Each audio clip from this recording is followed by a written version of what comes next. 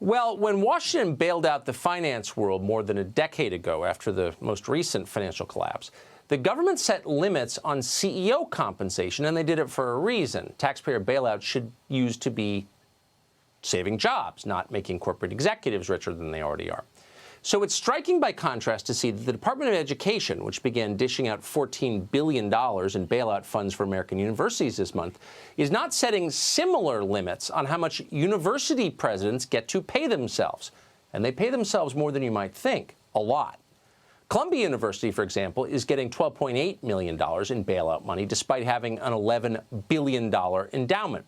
The president of that school, a person called Lee Bollinger, makes more than $2 million a year. In other words, Lee Bollinger is set to collect about 1/6 of the entire federal bailout. Rensselaer Polytechnic Institute, a school you probably haven't heard of, and probably for good reason, is getting $4.8 million in bailout money. And amazingly, that's less than University President Shirley Ann Jackson pays herself every year. So perhaps Secretary DeVos can deposit that money directly into her personal checking account. Might as well.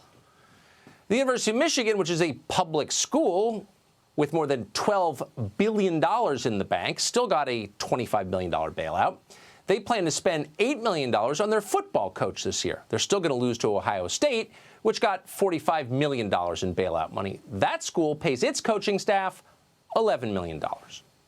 Meanwhile, the University of Pennsylvania, a school for kids on the Harvard wait list, received $9.9 million.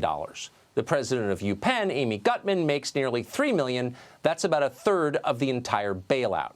If paying Amy Gutmann is such a priority, maybe the school could find that money in their $14.7 billion endowment. We could go on and on and on. We could cite a dozen examples, in fact, 100 examples.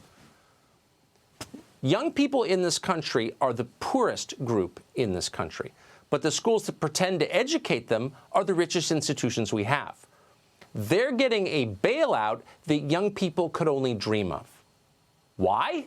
Because universities are one of the most powerful political interest groups in the nation. And young people are not, and you're not.